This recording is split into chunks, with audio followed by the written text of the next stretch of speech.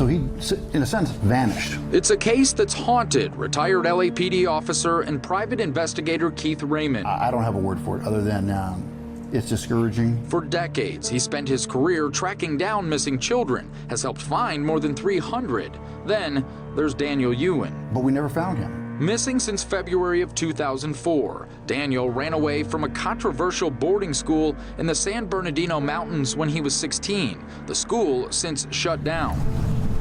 In the months following Daniel's disappearance, clues led Raymond and the family to Hilltop Park in Rancho Penasquitos. Search dogs located his scent. Eyewitnesses said they'd seen him. We've had several sightings in the last 24 hours. Then, for 14 long years, nothing. Neither Raymond nor the family getting so much as a phone call. The search effort called off. But on an old phone line that Raymond used for business, a message lighting up the machine. I listened to this entire message, and it's eerie. Hey, Daniel Yuen is alive. He's living in the same area, and Daniel does not want contact. He doesn't want to be found. Raymond says he just had to come back to the park. He brought his wife, and sure enough... And within 5 minutes of being here, somebody said, I've seen that person 45 minutes ago. It was so surreal, we both looked at each other. The case, hot again. The Center for Missing and Exploited Children even coming up with a new age-progressed photo of what Daniel might look like today, age 31. Every phone call you think, oh, is it him? Every doorbell you hope it's him. It was just heartbreaking. We spoke to Daniel's parents and sister by FaceTime. They live in New Jersey, saying the last 16 years have been agonizing. Difficult, very difficult.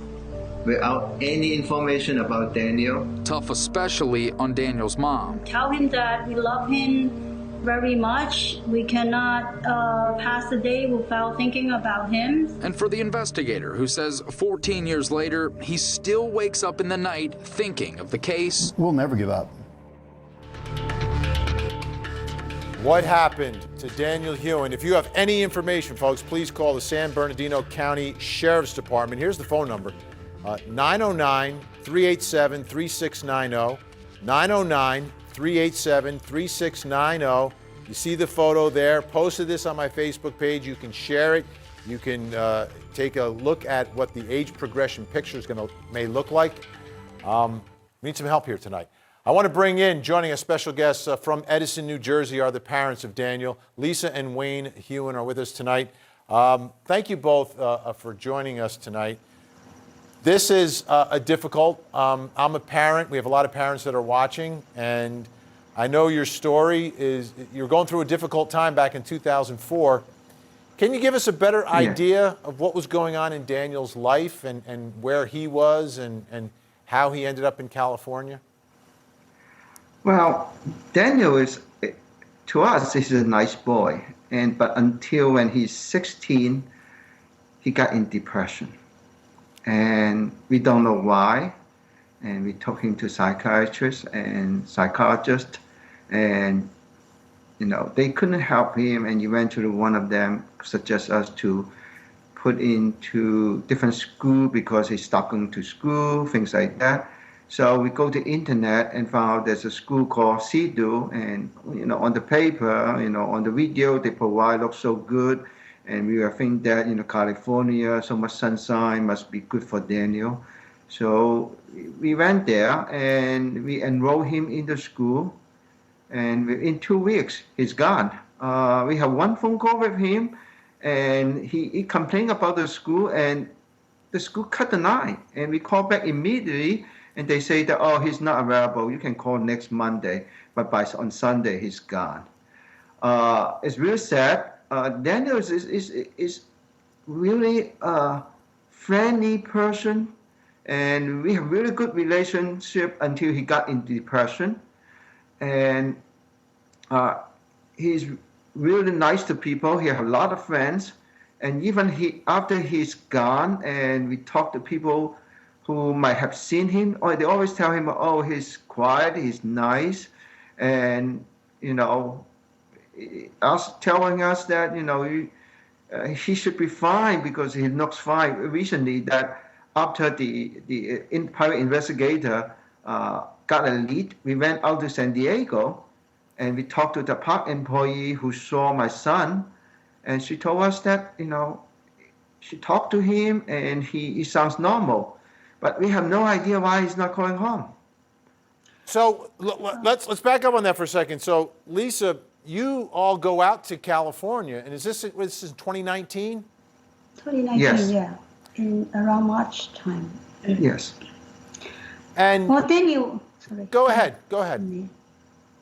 Daniel is very polite, and as an Asian, we always emphasize in study and want to do good in school. We push a little bit, and on the senior year, like beginning of the senior year, he's like very depressed and he doesn't want to go to school. And he just like, okay, I don't want to go to school, and then he just like stay in the room.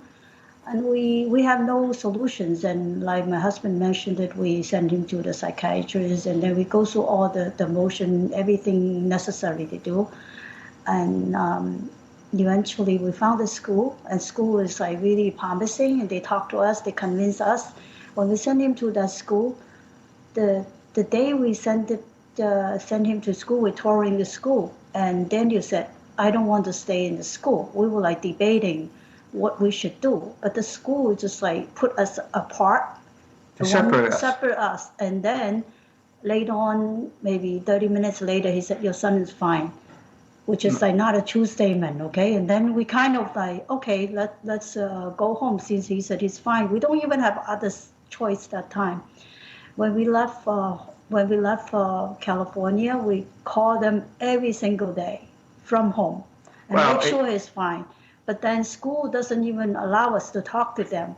And only one time after 2 weeks, they allow us to talk to them. And then they said, oh, he's doing fine. And then one time we talked to Daniel. Daniel was saying, please get me out of here. If not, you not get me out of here, you never see me again. We were so worried. We call, school never respond. And then they said, okay, you're going to schedule another call for Friday.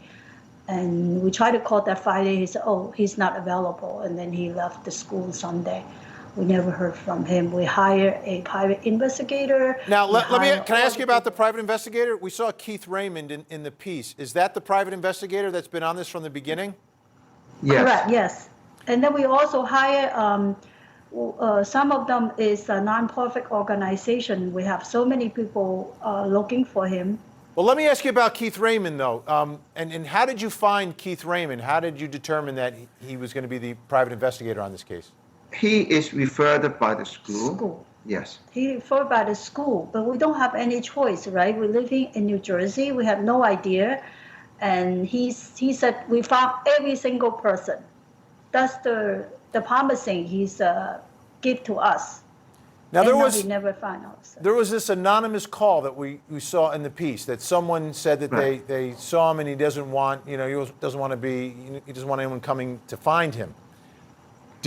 Was he ever able to track down who left that message? No, but we went down to no, he didn't.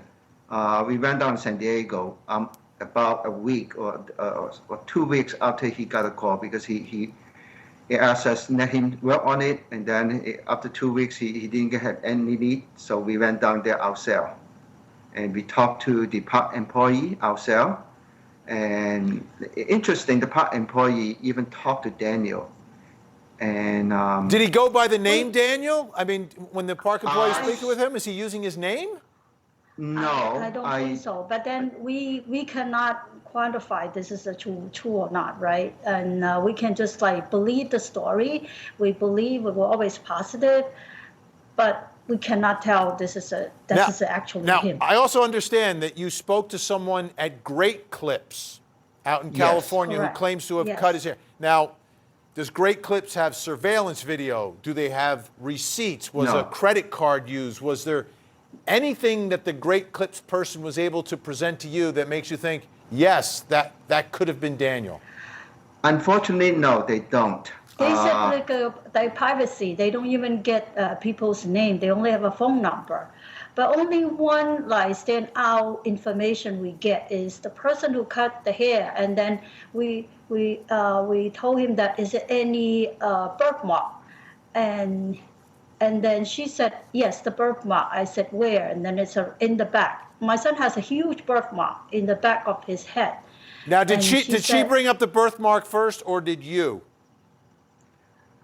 She brought it up. She said that Daniel does not like short hair on the back, and then she saw the birthmark, and she said that she even asked Daniel that, what happened to you? And the person, we believe is Daniel, and said that I have it since I was born. That's what she said. But Let me ask you about Great Clips, okay. though, because Right. I've gotten my hair cut there. They take your name, they put it in a computer. Yeah, you have to pay at the end. Does she have a name? Did she say how the payment was made? Anything like that? No, they have a name. They put it down, but she said that she doesn't remember that what name the person was putting in there. And she said that I cannot let you look into the books. And we believe that he's not using his real name. If that's not my using son. it, yeah. Okay. Have you spoken to any of the classmates from this school in California who were there at the same time as Daniel? Yes, couple of them, all these years. And people say that he was quiet, didn't talk to many people, and they think that he's a nice boy. But it appeared that he was planning to run away. He talked to one or two other classmates, wanted to run away, and then after 2 weeks, he's gone. So he told a classmate about his plan to leave? Yes, yes. So for folks who haven't been to this school, you're going to run away from the school. Where is it located? What is the topography? What is the geography like? And how close is it to a town? It's up in the mountain. It is up in the San Bernardino mountain. I was told that it's walking distance to a road that a lot of people, especially on that day, Sunday, a lot of people go up to that area to ski, and probably he can hitchhike, go down San Bernardino. So I want to, again, return to the investigator. How would you describe your relationship with the private investigator? Because, our affiliate spoke with him, and it seems like, he's really stuck on this case. You got him through the school itself, and that, to me, that's a little interesting that the school would have a Right. private investigator kind of on, ready to go. Well, what's the backstory there? Well, apparently there's many kids run away from that school. That's we found out later. It's very unfortunate things. And Keith told me that every time they has kid run away, the school refer him, and he Always from his found- record he always found a kid. He found every single one except Daniel. Yes, It's and the we only have one. used him. Yeah, he's the only one that Keith cannot find. We use him probably for the first couple of months of looking for Daniel. After we got a sighting on Daniel in San Diego, we went down there ourselves, and we also connect to a couple, organizations to help us to look for Daniel. So we stopped using him after that. And then 16 years later, he called us and he said that I have heart surgery. When I woke up from heart surgery, first thing I think of is your son. So that's why he feel that need to give us a call and ask us, did we found him? And then we said we didn't. So he said that, okay, I'm going to look for your son. I'm retired now. You don't have to pay me. So he went down to San Diego, look for him. At the end, we pay him a little bit expenses because he spent quite a lot of time. I told him that, we feel sorry that you spend your own money to look for my son. And then we pay him a little bit of money for his hotel and things like that. But it's quite interesting that, he got the first sighting of him in the same Hilltop Park, 16 years ago. When he went down there, and the first time he went down there, people told him that, she just saw Daniel. It is amazingly, to me, it's an amazing thing. Well, I want to do this before we run out of time, Lisa and Wayne. I just want to put the camera on you. I want you to look into the camera. We're going to take this, we're going to post it, we're going to share it and everything. a message. Sure. If Daniel is out there and if Daniel is watching this video, please talk to him right now. Sure.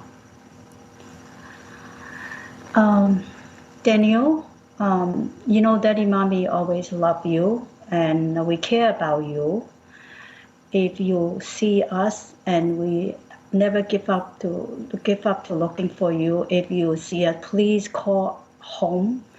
If you think you're still thinking we're sending you to the best school, and forgive us, and we can always work it out, and call us and let us know how you're doing, and we can solve all the problems and when you return home. Daniel, we love you. We just love you. Give us a call, and that's all we ask for. Call us, please. Lisa and Wayne, thank you so much for sharing your story. I hope 2021 is the year that you get an answer and hopefully a phone call. We appreciate it. Good luck Thank to you you. so much. All the best. Really Thank you. appreciate it. Thank you. Appreciate it. Thank you. All right, folks, if you can help, the picture's there. We're going to post the message, the pictures, everything. Share it, especially if you know people out in California and San Diego.